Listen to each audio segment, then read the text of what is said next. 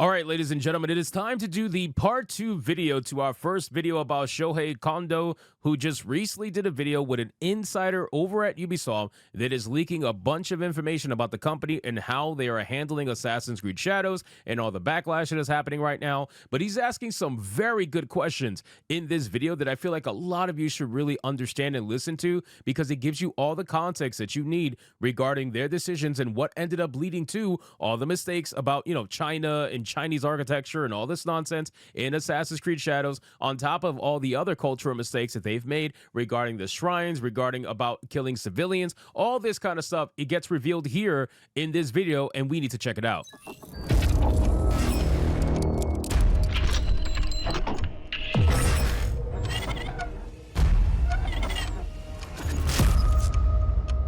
So let's get into this video, guys, from Shohei. But of course, before we do, if you are new here, just consider hitting that subscribe button. I would greatly appreciate it, and like the video to push us out into that YouTube algorithm. Let's hit it. Was Assassin's Creed Shadow developed in China? Again, this is the second video, and I talked with someone who has worked on other Ubisoft games during the Assassin's Creed Shadow is developed, and also worked for other companies too. And this person, and so I really need to say, so this person reached out to me to propose to clarify some points how things works at Ubisoft. In the last video, I got some comments saying looks like a promotion or damage control. This sounds like a media department trying to save face. To be honest, I understand.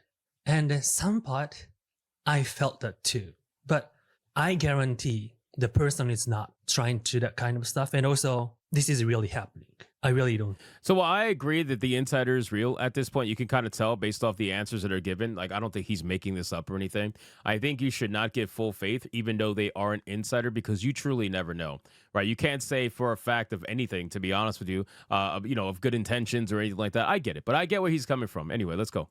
I think it's any, like a marketing department or involved or something. I realized that because the person's perspective is kind of new, right? Because we have defender's perspective and hater's perspective, and there's a lot of perspectives, left and right, or top to the bottom. But we didn't have that developer's perspective. We have the kind of company's perspective.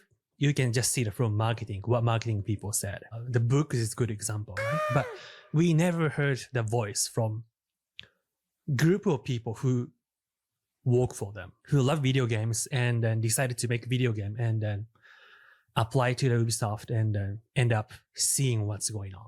We didn't have their perspective. So I really appreciate the person reached out to me, and it happened over text.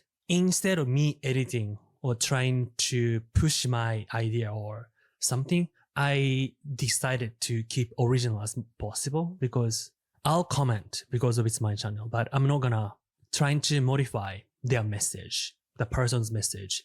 So it's almost original, but I changed some grammars because the way of writing, sometimes people can find out.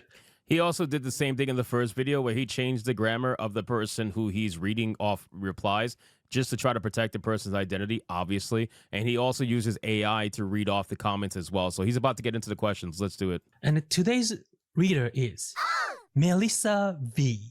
So I was diversity making a video applying Ubisoft, right? And I found they're looking for someone in China, like a Japanese localizer. And I started doubting it probably made in China, because a lot of Japanese YouTubers pointed out it looks like more like a China or some part of Eastern Asia. So I asked this question. Some of visuals in the game feels very Chinese to me. Was Assassin's Creed Shadow developed in China, or at least partially? As with most AAA games in recent years, AC has been developed with the help of various international subcontractor companies specializing in asset creation for games, animation, objects, buildings, visual effects, and more. Many of these companies are from Korea, Malaysia, and China. Korea is kind of surprising me, but Malaysia, understandable. But why not Japan? I asked that question, don't worry. I don't know what percentage of Shadows was made in China, but certainly a part of it was. Ubisoft Chengdu is also officially involved, most likely in asset production. I know some players and Japanese viewers have pointed out that certain architectural elements, outfits, or character faces look more Chinese than Japanese in some cases. Please consider this as pure speculation and interpretation on my part, not a fact.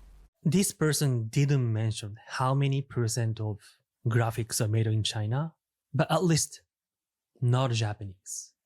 That's the things. However, Yeah, I don't really think that Ubisoft is going to employ many Japanese people in this video game, to be honest with you, even though I know that they utilize like Osaka. They got a studio in Osaka, but even so, it's a very small team in comparison to the rest of Ubisoft, and they're not going to utilize them very much in order to consult on any of these games, to be honest with you. I just don't see them doing that. That's probably, they might have consulted a couple of them, but realistically, they're going to do their own thing, which is very evident.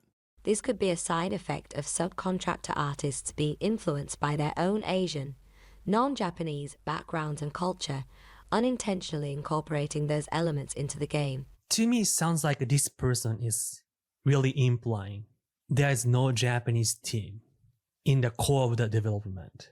While similar work relationships exist in most Japanese AAA game productions, a Japanese art director would be more likely to notice any deviation from historical accuracy and request corrections. On the other hand, Ubisoft Quebec or any Western studio might not always catch such inaccuracies in a setting like Japan, which they are less familiar with. Again, this is more a matter of cultural sensitivity and knowledge rather than an intentional decision. Well, that just proves the further that, it wasn't really made by anybody from the Japanese team over at Ubisoft. Yes, sounds like a slightly damage controlling, to be honest. But again, that's how we felt when we encountered new perspective, I guess. So, and I guarantee this person is not trying to excuse or something. It's just the perspective we never heard. So let's continue. So, next question. Do they have a Japanese team working on a game? If so, what's their role? If not, why didn't they consider hiring a Japanese team? Both Ubisoft Tokyo and Ubisoft Osaka were involved in the game at some point. I don't have a precise list of their contributions, but I know they were mostly responsible for marketing, promotion, some research, and cultural accuracy efforts. Sounds like they're not in really core, right? And I believe mostly marketing. However, I have no specific information on how cultural accuracy was handled. Both studios are relatively small in terms of manpower and do not have as many developers as most other Ubisoft studios. Oh, that's literally what I said before, ironically. So there you go. Confirmation on their teams being much smaller than the rest of Ubisoft. Additionally, I know for a fact that a large number of their employees are expats rather than Japanese. It doesn't surprise me that, despite this episode being set in Japan, there was no large-scale recruitment process to expand these studios' roles in the game. When AC had an episode set in France, Well, I just actually caught that. So hold on. So it's so funny. Most of the people working at Ubisoft Osaka or in Japan, they're not actually Japanese people. They're expats, which is basically, or expats, which is people who are not native to the country, people who are outside the country. So they're not even Japanese people who that's so funny to me. They're never going to, I wonder if the people who they reference as experts over at Osaka were actually expats who are people who are not even native to the country to begin with. They might live there, but they're not native to their like actual Japanese people. That's pretty funny. very few Ubisoft French studios were involved or consulted for accuracy. So for this also I can take as like they're saying, the Unity, we didn't have a lot of French people to work on historical accuracy. But at the same time, I can tell when they mention about, they said, despite of this game is set in Japan, there is no large scale recruitment process to expand studios, the roles in the game. This part also, to me, sounds like they're complaining or criticizing why they didn't do that. Like it should have done. Even it's not Japanese, they should spend more money to do historical accurate. I can read this message from this way too. Lastly, Ubisoft Osaka was Yeah, but see, Ubisoft is not going to spend more money to engage in anything that's going to increase historical accuracy because, quite frankly, they don't have the money. That's really what it is. Like, Ubisoft is suffering so bad financially that the last thing they're going to do is increase their budget even more if they can avoid it, right? They didn't even want to delay the game. The only reason they delayed the game is truthfully because they didn't want to get massacred by the other games that were going to be released, right? So they delayed it twice. They delayed it twice to avoid getting destroyed by competition, and they also didn't want to take another financial failure in 2024. They already took 3. They're not going to take a 4th one. was unfortunately shut down in early 2024 as part of a larger downsizing event that affected both studios, which had worked on the free-to-play game Defiant, a commercial failure. From what I know, this does not appear to be related to Assassin's Creed. Well, we already know that they dropped the ball big time on X Defiant. They'd had so many players that were willing to play that game. I believe at one point they hit 20 million players, a disgusting amount of players, and they dropped the ball so bad that they went from 20 million to around 20,000 in just 1 year. It is insane how much they dropped the ball on that game. Meaning not Assassin's Creed, Ubisoft Tokyo or Osaka, it's not really involved except marketing. All right, next question. That's something I really wanted to hear. And this is most frustrating part of this game, and it's new. Why there is unarmed NPCs that you can kill, like a level 1 NPCs in Assassin's Creed Shadow. So this is the biggest question that people have, and we're finally going to get somewhat of an answer, because wait till you hear what this person says. It's interesting. Here we go. To address this, I'll need to explain how NPCs work in video games. Many games use something called crowd station to handle civilians. These are essentially NPCs not connected to standard AI behaviors, like a merchant near his shop or a character chopping wood near a tree. They are not designed to react to the player's behavior because the designers have no need for them to. They serve a simple function, such as creating a fake sense of life in a tavern or selling items to players.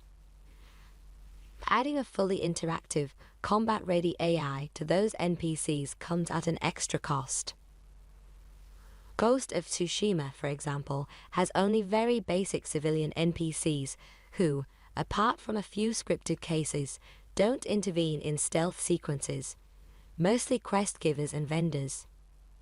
This works for them because in their version of Japan, all locations are under Mongol occupation, and civilians are either gone, hiding, captured, or would welcome your violence and not alert the enemies. Few games invest in this. Assassin's Creed has historically been a pioneer in this field. A core feature of AC is social stealth. Like in the Hitman series, the ability to blend into crowds, use civilians as cover, and avoid detection in some situations. For this system to work, NPCs must react to crimes, and some design solutions to neutralize them are needed. Since the first installment, the series has enforced consequences for killing civilians. After 3 kills, you are forced to reload to the last checkpoint. Remember, you also have the option to strangle them to sleep instead. This design lasted until AC Odyssey, where Ubisoft Quebec introduced a bounty hunter system instead. Instead of reloading a checkpoint, repeated murders attracted powerful enemies who could disrupt gameplay. This allowed players to be rewarded for peace or to become murderers, but with long-term consequences. This system was divisive, and Assassin's Creed Valhalla reverted to the old 3-kill rule. In the preview build of Shadows, it appears neither system was implemented. Players could kill civilians with little consequence. Which However, actually ended up causing the massive uproar, right? When you saw Yasuke knocking the head off of a pregnant, unarmed Japanese woman, and it went flying like a baseball, people lost their mind. People were like, what the hell is this? This is so ironic. But check out what this person supposedly says. And that's what this person's about to say right here makes me kind of believe that this is damage control. It kind of makes me believe that this person might be part of some form of marketing damage control. Who really knows? But let's see. Animals and likely children remain unkillable. This omission is odd as such systems are typically developed early. I was personally very perplexed by this and did some research to determine whether the preview demo represented the final design or not. I'm pleased to confirm that, after internal verification, in a more recent version of the game, Yasuke is affected by the 3-kill rule, but it's unclear why it wasn't active for some preview players. My question is that there's 2 different unarmed NPCs in this game. All right, so before Shohei makes his point, they're trying to say that in the release version, essentially, of Assassin's Creed Shadows, Yasuke is going to be affected by the 3-kill rule, and he's not going to be able to kill civilian NPCs just like every other game. That's obviously going to remain to be seen whether or not that's true or not. But if it's not true or it is true, we'll verify the source of this particular insider and their information. So, level 1 NPCs in the castle, and that's the clip. That's the clip of the woman and her head going flying off. It's so insane, bro. you can attack, and probably no penalty. And the other unarmed civilians in the outside of castle, like in the town, that might have 3 penalty rule, as this person suggested. I'm not very clear which NPCs or both. I highly doubted it was a bug that was simply missed during the intensive QA process before validating this demo build. Ubisoft should have clarified this as soon as the clips were shared, as the lack of communication is fueling justified criticism. Then they're gonna explain a little bit about Valhalla's church attack, because church attack and the shrine attack, right? To my eyes, it's very different because you cannot break the cross, right? So let's listen. I'd like to share my opinion on the debate regarding why people didn't complain about church burnings in Assassin's Creed Valhalla, but are offended by shrine and mirror violence in Shadows. By the way, again, the mirror is the core of the shrine. Even for the Japanese, it's pretty rare to see because it's always deep inside. So it's super, super important. And I believe any religion, every single country treated be fair. I'm not a religious person, but I do respect. And I've seen Assassin's Creed Shadows respecting that. They didn't cross the line. Yeah, but the thing is, you are expecting Ubisoft to be respectful to you when they have shown that they're not going to be, right? And it's very obvious that a lot of people, a lot of Westerners, and I say this all the time, they love Japanese culture. They love what comes out of it. They love to utilize it. They love to take part in it, but they don't respect it. A lot of the times they refuse to respect it, whether by pure ignorance or by choice. They don't respect it. They'll be very brash. They'll be damn near racist at the point, and they will be out here completely insulting Japanese people with no issues whatsoever. And Japanese people are expected to take it because usually Japanese people are very reserved, very quiet, and they don't want to bother anybody, and they take advantage of it. That's really what it is. So ultimately, ladies and gentlemen, this has been a great video, and I'm excited that Shohei put out part 2. I'm sure I'll react to the rest of it over on Hypnocast. I only got through half of the video in today's video, but definitely check it out. I'm going to leave the link to this video in the description box below if you want to see the rest, and consider subscribing to Shohei if you enjoy his content, and if not, well, tell him he's gay, just like you tell me. So anyway, guys, thank you so much for watching this video. Hope you did enjoy it. If you did, consider leaving a subscribe. I would greatly appreciate it. Don't forget to like the video, comment, let me know what you thought, and I'll see you guys on the next one. Hypnotic out.